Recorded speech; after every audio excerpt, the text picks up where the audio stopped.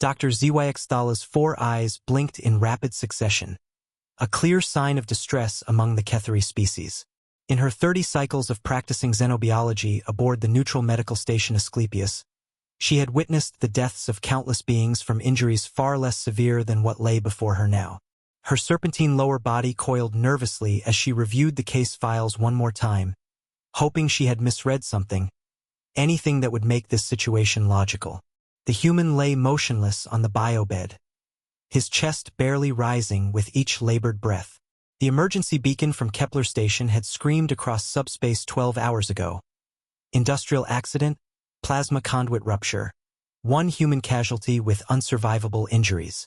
The rescue shuttle had brought him in, and Zyxthala had prepared herself for what she assumed would be a routine death certification. Instead, she faced the impossible. The wound was catastrophic. A jagged, cauterized tear from a plasma blade that had pierced clean through his torso, entering just below the ribcage and exiting near the spine. The high-energy beam had severed the hepatic artery, punctured the liver, damaged the inferior vena cava, and caused massive internal bleeding. Conservative estimates suggested he had lost nearly 3 liters of blood before the rescue team could stabilize him. By every medical standard she knew, across 17 different species studied in her career, this being should have been declared dead on arrival. Yet here he was, 12 hours later, with vital signs that defied explanation. Dr. Zyxthala, her assistant, a young Vorthan named Keek, chittered nervously. His translucent skin had shifted to a pale blue, another species stress response. The human's vital signs are anomalous. Anomalous. She approached the diagnostic panel, her tentacle fingers dancing across the holographic displays with practiced precision. Years of training had taught her to trust the instruments, but these readings challenged everything she understood about biology. Explain. His cellular regeneration rate is accelerating beyond normal parameters. The nanite healing gel we applied should take 72 standard hours to close such a wound. But look, Keek gestured to the real-time cellular imaging display. Zyxthala's main eyes widened while her secondary eyes focused on the data streams. The human's damaged tissue was knitting itself together at an impossible rate. White blood cells swarmed the injury site like tiny warriors in perfect formation, while stem cells differentiated and multiplied far beyond what— "This cannot be correct," she murmured in her native Ketheri tongue, the melodic clicks and whistles expressing her bewilderment. She switched back to galactic standard, the lingua franca of interstellar medicine. Run the diagnostics again. Check for equipment malfunction. Keek's appendages moved over the controls with nervous energy. I've run them 4 times, Doctor. The results are consistent. The biobed's monitoring system began chiming softly, indicating increased neural activity. The human stirred slightly, his pale lips moving almost imperceptibly. Zyxthala leaned closer with her translation device, though most humans spoke galactic standard fluently. Am I alive? The human whispered, his voice barely audible but carrying an undertone of genuine surprise. You are Marcus Webb of Earth, yes? Zyxthala asked gently, her voice modulator adjusting to produce the warm tones humans seemed to respond to positively. You were brought here after the mining accident on Kepler Station. Marcus tried to sit up, his abdominal muscles contracting despite what should have been crippling pain. He winced but managed to prop himself up on his elbows, a feat that should have been impossible given his injuries. The explosion. I remember the plasma conduit rupturing. The beam went right through me. He looked down at his bandaged torso, where the white nanite gel was already taking on a pinkish hue as it integrated with his healing tissue. I should be dead, shouldn't I? Yes, Zyxthala thought grimly, her scientific mind reeling with the implications. You absolutely should be dead. By every law of biology I know, you should have died before the rescue team reached you. But here he was, not just alive but conscious, coherent, and apparently healing at a rate that defied every principle of xenobiology she had ever studied. This is unprecedented, declared Dr. Mathari, the station's chief of medicine. The elderly Zentorian's multiple arms gestured emphatically as he studied Marcus's medical scans projected in 3-dimensional detail above the conference table. His ancient, weathered features, marked by the distinctive ridged patterns of his species, reflected a lifetime of medical experience being challenged by what he saw. In all our databases, spanning for centuries of accumulated knowledge across all known species, no being has ever survived this level of trauma without immediate surgical intervention. The Emergency Medical Council had been hastily assembled in the station's main conference room within 2 hours of Marcus's stabilization. Word of the anomalous case had spread quickly through the medical staff, creating a buzz of speculation and disbelief.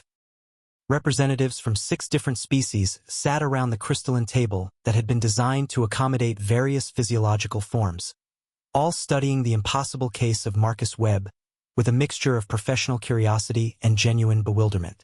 Dr. Kethvar, a methodical Rigelian whose species was renowned throughout the galaxy for their analytical precision, consulted his datapad with mechanical efficiency. The wound penetrated 17 centimeters into his torso at an angle of 37 degrees. He reported in his characteristic monotone.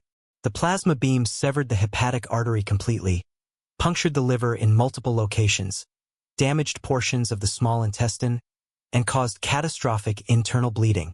Conservative estimates, based on blood loss patterns at the accident site, suggest he lost approximately 60% of his total blood volume before emergency stabilization. Any other species, Centaurian, Ketheri, Vorthan, even the resilient Krillians, would require immediate organ replacement, massive blood transfusions, and months of intensive regenerative therapy in a medical pod, added Dr. Voss, whose tree-like Sylvanian form swayed gracefully as she spoke. Her bark-like skin showed the subtle color changes that indicated deep contemplation among her people. Yet this human has been not only conscious and coherent for 18 hours post-trauma, but actively engaging in conversation and expressing concern about returning to work. ZYX Thala activated the holographic display with practiced precision, her tentacle fingers interfacing directly with the bioneural controls. Marcus's current condition materialized in the air above them, a detailed, real-time representation of his internal systems. Observe the healing progression over the past 12 hours. The liver tissue has regenerated approximately 70% of its damaged mass through what we can only describe as accelerated cellular mitosis. The arterial damage has been completely repaired through the spontaneous formation of new vascular pathways, all through what appears to be entirely natural processes. A collective gasp rippled through the room as the medical professionals witnessed the impossible. Several of Dr. Mathari's arms twitched involuntarily, a Centaurian reflex when confronted with paradigm-shifting information. Natural regeneration? Dr. Mathari's voice carried profound disbelief. Without surgical nanites? Without organ printing? Without genetic manipulation therapy? Without even basic cellular reconstruction protocols? The human body appears to have initiated a cascade of healing responses that exist nowhere in our xenobiological literature, ZYX Thala explained, manipulating the display to show cellular activity in real time. His bone marrow has increased blood cell production by 400% above normal levels. His immune system is operating at efficiency ratings that should be physiologically impossible. We're detecting white blood cell counts that would indicate severe infection in any other species, yet they're functioning as a coordinated healing army. Dr. Kethvar's logical Rigelian mind struggled visibly with the implications. The data suggests humans possess inherent regenerative capabilities that not only exceed our current medical technology, but challenge our fundamental understanding of biological limitations. "How is this possible?" whispered Dr. Voss, her voice carrying the rustling quality of wind through leaves. ZYX Thala turned toward the medical bay where Marcus was resting, probably asking the nursing staff when he could return to his mining duties. "Colleagues, I believe we need to completely reassess our understanding of human biology. It appears we've been drastically underestimating their species' capabilities." 3 days later, Marcus was sitting up in bed, demolishing what the medical staff generously called nutritional paste, but what he had cheerfully dubbed alien mystery slop. ZYX Thala found this casual attitude toward his near-death experience more unsettling than his miraculous recovery itself. According to every psychological profile in their xenobiology database, Beings who survived catastrophic trauma should be exhibiting signs of severe stress, depression, or at minimum, a heightened appreciation for their mortality. Instead, Marcus was complaining about the entertainment selection and asking when the next supply ship would arrive with real coffee. "Mr. Webb," she began, settling her serpentine lower body beside his bed in the coiled position that Kethery adopted for serious conversations. "I need to ask you about human medical history and evolutionary development." Marcus shrugged, the motion causing only the slightest wince from what remained of his healing wound. "I'm no doctor or scientist, Doc, but shoot. Though I gotta warn you, human history isn't exactly a pleasant bedtime story. How common are rapid healing events among your species? Have you personally witnessed similar recoveries? Rapid healing?" Marcus considered this, absently picking at the edge of his bandage. "Well, depends what you mean by rapid. Kids heal from broken bones pretty quick. Few weeks maybe for a clean break. Adults take longer, but still faster than most people expect. My nephew broke his arm in 3 places last year. Doctors said 6 months recovery. Kid was back to climbing trees in 8 weeks. He paused, studying ZYX expression. "But nothing like this, obviously. This is pretty extreme even by human standards." ZYX made detailed notes on her digital pad, her secondary eyes tracking the micro-expressions on Marcus's face, while her primary eyes focused on recording every word. "Tell me about your planet, your evolutionary history. What shaped humanity into what you are today?" "Earth?" Marcus's eyes lit up with the unmistakable warmth humans displayed when discussing their homeworld, despite what he was about to describe. "Oh, she's a beautiful world, document. Absolutely gorgeous. Blue oceans, green forests, mountains that touch the clouds, deserts that stretch beyond the horizon." His expression grew more serious. "But beautiful doesn't mean kind. Earth's been trying to kill everything on her surface for billions of years. Always has been. Ice ages that lasted millennia, volcanic eruptions that blocked out the sun, asteroid impacts that wiped out entire species, plagues that swept across continents, predators with claws and teeth designed specifically for killing, weather patterns that could freeze or cook you in hours." ZYX tentacles curled with fascination as she processed this information. "Most species evolved on worlds with stable climates and minimal catastrophic events. And humans survived all of this?" "Survived?" Marcus laughed, then caught himself as it pulled slightly at his injury. "Doc, we didn't just survive, we thrived.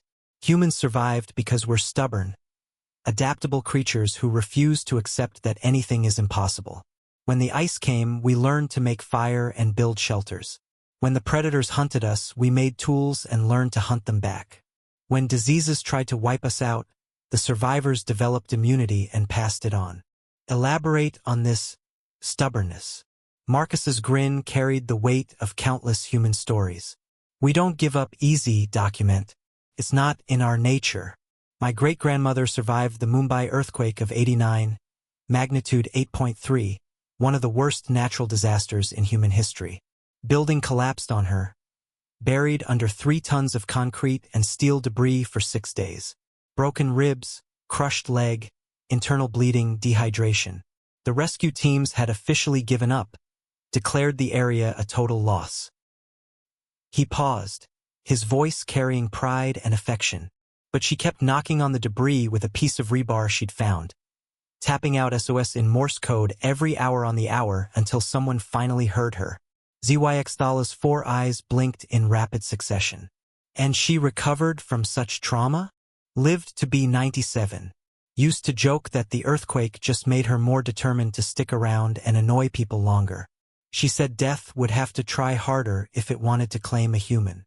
As Marcus continued sharing stories of human resilience, tales of survival against impossible odds, of people walking dozens of kilometers with broken legs to reach help, of individuals surviving in Arctic conditions for weeks by eating snow and tree bark, of entire populations rebuilding after natural disasters, ZYX began to understand something profound about human evolution. Humans weren't just survivors by chance. They were engineered by their harsh world to be survivors. The comprehensive analysis took another week of round-the-clock testing, during which Marcus became the most thoroughly studied being in the station's history.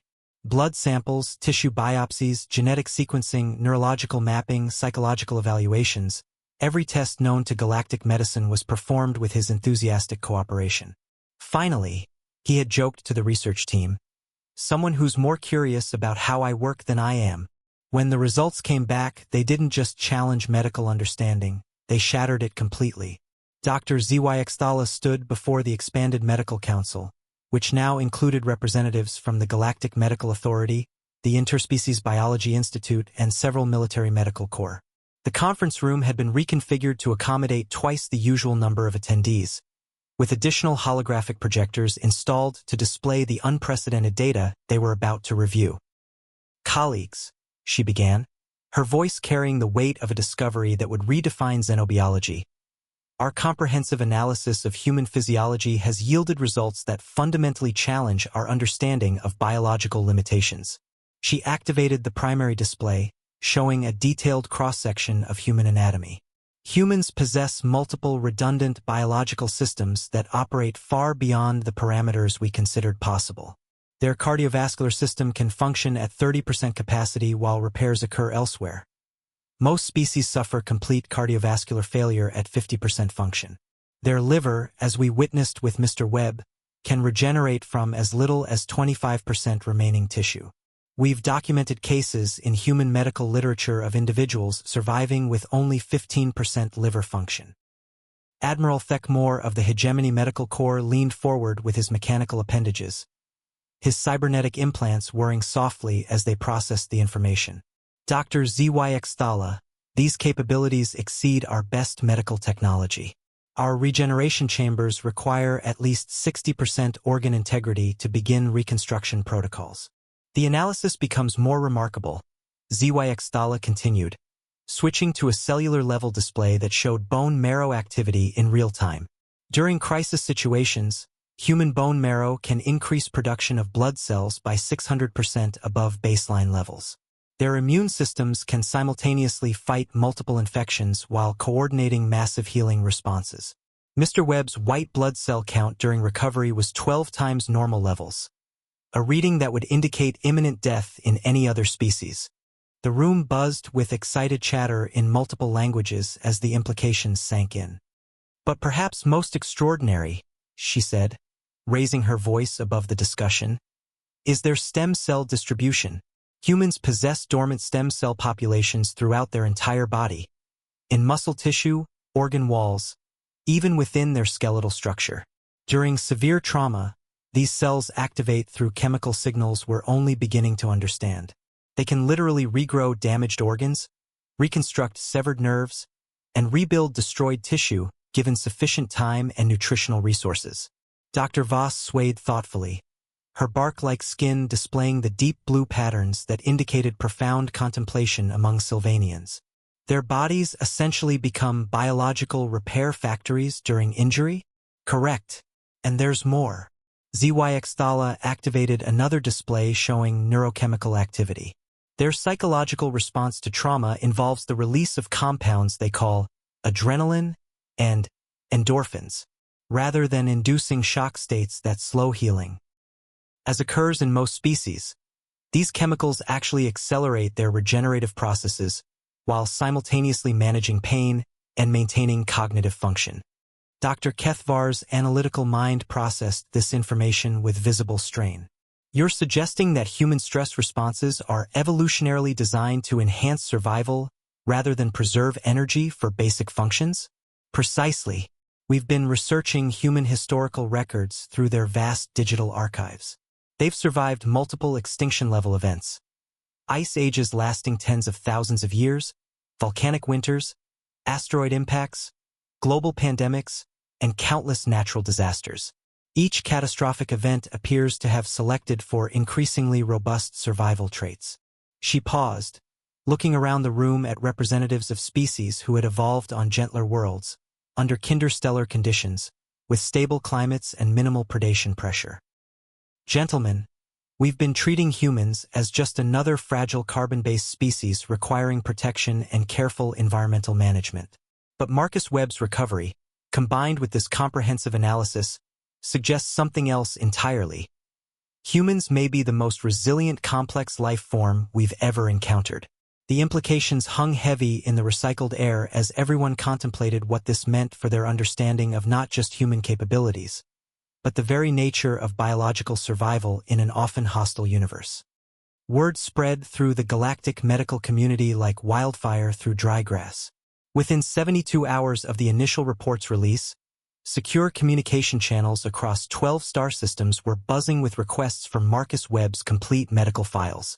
What had begun as a routine case study on the neutral medical station Asclepius had evolved into the most significant xenobiological discovery in recorded galactic history.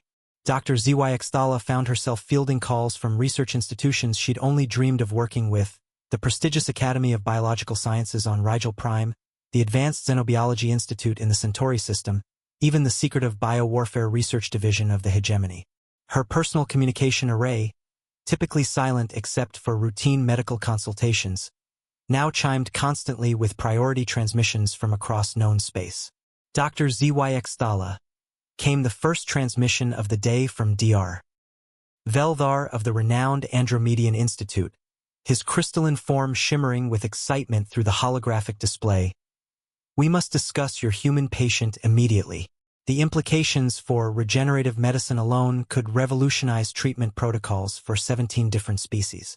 We're prepared to offer unlimited research funding and a full professorship if you'll share your complete data." But it wasn't just medical professionals expressing interest. The military implications had not escaped the attention of various galactic powers. General Crix of the Hegemony Defense Force arrived personally aboard his imposing dreadnought Dominion's Edge just 4 days after the story broke. The massive Krillian general, whose species had dominated galactic military strategy for 3 centuries through sheer physical prowess and tactical superiority, requested a private consultation in the station's most secure conference room. "Doctor," the imposing general began, his black exoskeleton gleaming under the harsh fluorescent lights, mandibles clicking in what ZYX Thala had learned indicated deep contemplation. "If humans can recover from injuries that you describe as universally fatal across all known species, if they heal faster than our most advanced medical corps can treat similar wounds in our own troops, what does this mean for their potential combat effectiveness?" ZYX Thala chose her words with diplomatic precision, acutely aware that her response could influence military policy across multiple star systems. "General, I study medicine, not warfare. My interest lies in preserving life, not in its application to conflict." "But surely you must understand the tactical implications," General Crix pressed, his secondary arms gesturing toward holographic displays showing Marcus's recovery timeline. "If human soldiers can survive injuries that would incapacitate or kill any of our finest warriors, if they can return to combat effectiveness in days rather than months." "Sir," ZYX Thala interrupted carefully, "Mr. Webb was injured in an industrial accident. He's a mining engineer who operates plasma extraction equipment, not a warrior or soldier." General Crix's mandibles clicked in what might have been amusement among his people. "Doctor, any being that can survive what you've documented and joke about, alien mystery slop, while doing it is a warrior by definition, whether they carry weapons or mining tools." Meanwhile, Marcus had become something of a celebrity patient.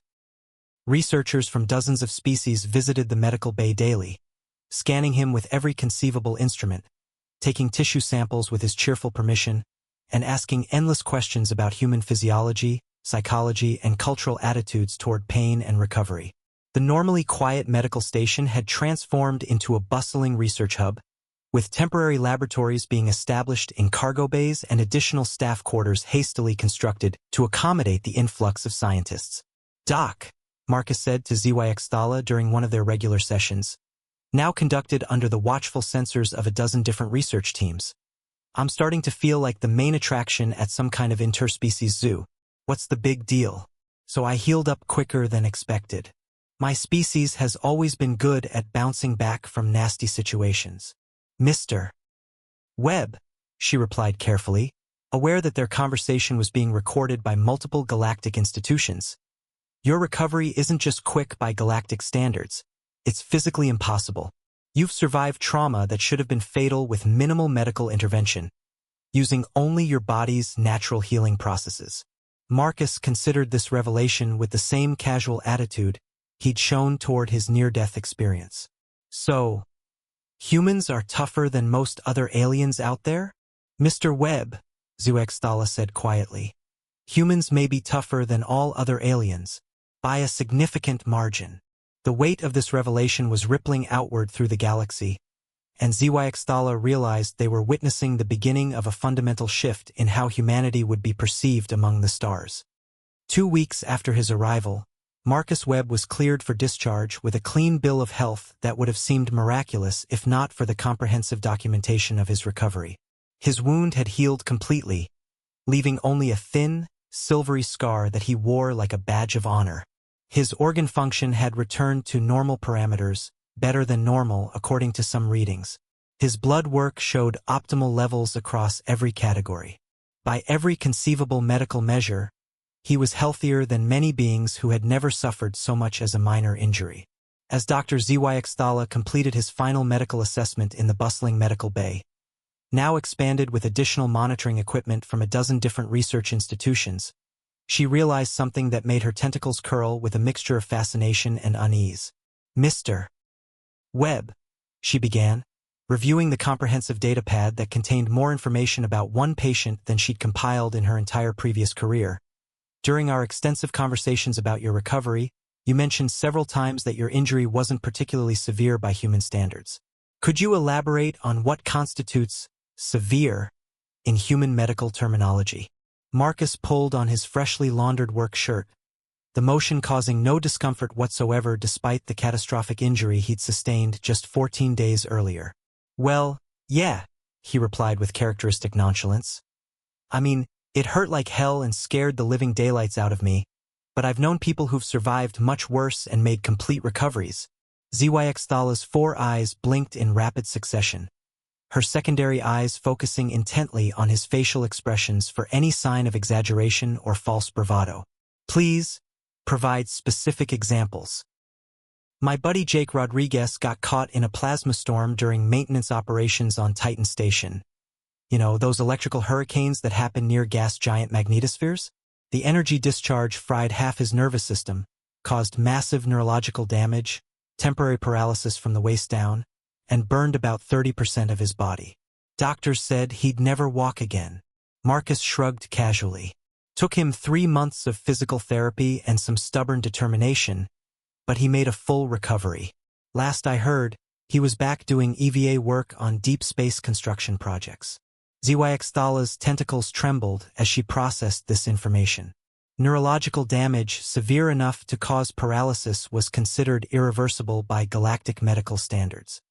And my sister Emma survived a catastrophic hull breach on the Deep Space Transport Meridian stream, Marcus continued, apparently unaware of the profound impact his words were having. Explosive decompression, massive trauma from debris, oxygen deprivation for nearly 4 minutes, severe frostbite from vacuum exposure. The ship's emergency systems had failed, so she was essentially floating in hard vacuum, wearing nothing but a maintenance suit for almost 10 minutes before they got her into a rescue pod.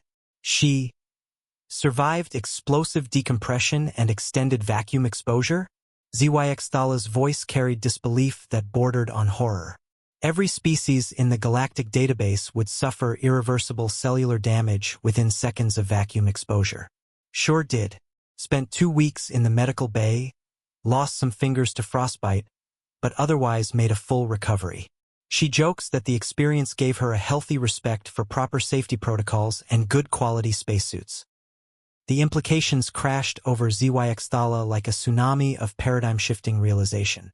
If Marcus's recovery was considered normal by human standards, if humans routinely survived injuries that would instantly kill any other known species, if catastrophic trauma was simply another occupational hazard they dealt with through stubborn determination and healthy respect for safety protocols. Mr. Webb, she said slowly, her voice barely above a whisper. How many humans are currently living and working in known space? In the galaxy? Marcus's brow furrowed in concentration as he considered the question.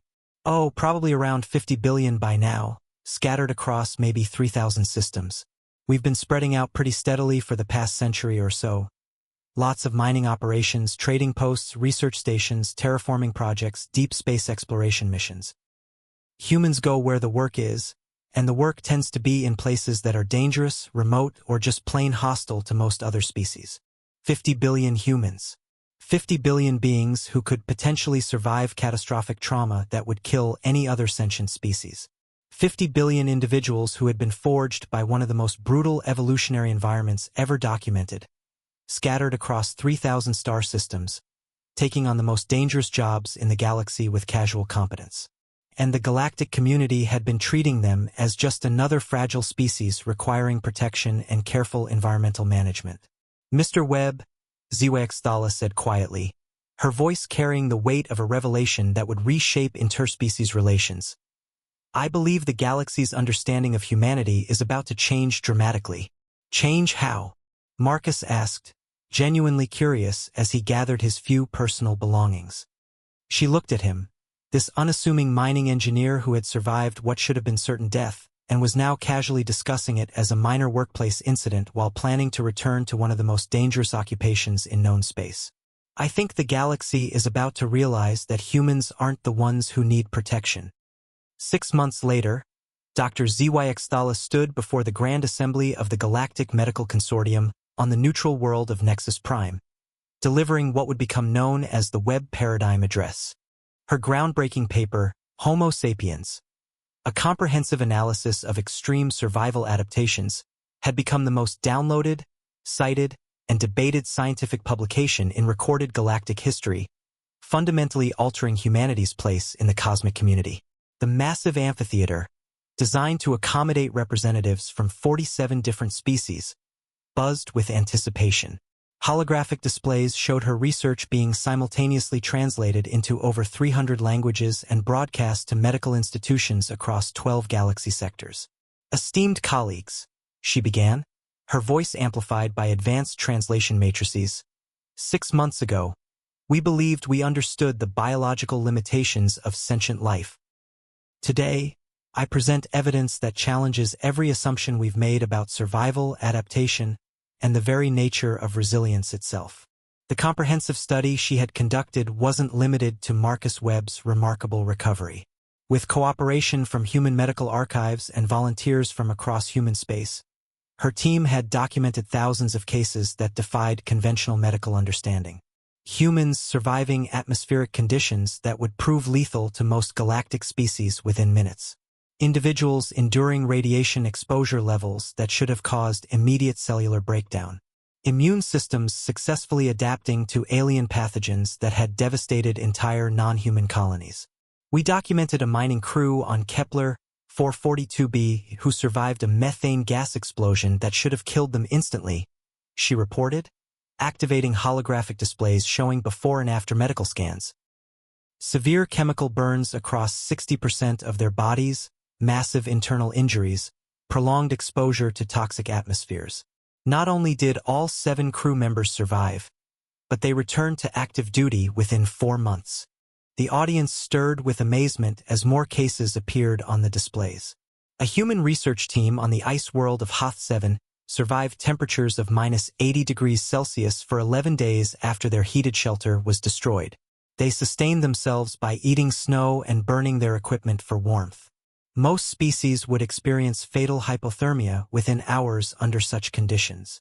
But perhaps most significantly, her research had revealed patterns in human psychology that were as remarkable as their physical resilience.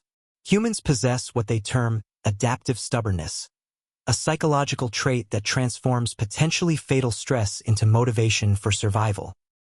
Where other species enter shock states that conserve energy for basic functions, humans exhibit increased cognitive performance and problem-solving capabilities under extreme duress. The galactic community's response had been swift and transformative beyond anything HFY had anticipated. The Hegemony Defense Force had immediately restructured their military doctrine, establishing the first integrated human-alien tactical units. Admiral Thekmore, now commanding the Joint Forces Initiative, had confided that human soldiers weren't just surviving injuries that would incapacitate other troops. They were returning to combat effectiveness in timeframes that revolutionized battlefield medicine. Trading consortiums throughout the galaxy had begun specifically recruiting human partners for ventures into hostile environments. The dangerous outer rim territories, previously considered too hazardous for most species, were now being explored and colonized by human-led expeditions. Exploration guilds competed fiercely for human crew members, recognizing that their presence could mean the difference between mission success and catastrophic failure. The irony Admiral Thekmore had observed during a recent joint military exercise is that we spent decades debating protective protocols for humans in space. Now we're learning that they may be the ones capable of protecting the rest of us. Marcus Webb, meanwhile, had returned to his mining operations on Kepler Station, where he had been promoted to Chief Safety Officer, a position that existed largely because human intuition about dangerous situations had proven remarkably accurate. When HFY contacted him to share the global impact of his case, his response remained characteristically modest. "I appreciate the recognition, Doc, but honestly, I still don't see what the big deal is. Humans have always been survivors, that's just our nature. The universe is a dangerous place, and we adapt to handle whatever it throws at us. We heal from injuries, we learn from mistakes, and we keep moving forward. That's what we do." "But Mr. Webb," HFY had pressed during their recent conversation, "don't you understand the magnitude of what you've revealed? You've fundamentally changed how 47 different species view humanity's role in galactic civilization." There had been a thoughtful pause in the transmission before Marcus responded with that distinctly human combination of humility and quiet confidence. "Doc, I think you're giving me too much credit for something that's just basic human nature. I didn't do anything special. I just did what any human would do when faced with a life-threatening situation. I refused to accept that dying was inevitable." As her address concluded and the amphitheater erupted in applause from dozens of different species, HFY reflected on those profound words. "I refused to accept that dying was inevitable." Perhaps that simple phrase captured the essence of humanity's greatest strength better than all her scientific analysis and comprehensive research. In a galaxy populated by species that had evolved under relatively gentle conditions, with stable climates and minimal existential threats, humanity stood magnificently alone, forged by catastrophe, tempered by adversity, and possessed of an almost supernatural determination to survive and thrive against impossible odds. The galactic community had spent decades carefully debating whether humans belonged among the stars, implementing protective protocols and establishing safety guidelines for their supposedly fragile species. Now, as HFY watched a human exploration vessel prepare for departure to the uncharted and notoriously dangerous Magellanic regions, she understood the fundamental truth they had all missed. Perhaps the question was never whether humans belonged in the vast cosmos. Perhaps the real question was whether the rest of the galaxy was truly ready for humanity's boundless potential. Outside the amphitheater's crystalline windows, human ships could be seen departing for missions that would challenge them in ways that would terrify most species, yet they approached these dangers with the casual confidence that she now recognized as quintessentially human, the unshakable belief that no obstacle was truly insurmountable. The galaxy had gained far more than new medical understanding. They had discovered that they were sharing space with beings who embodied the very concept of refusing to surrender, no matter how dire the circumstances.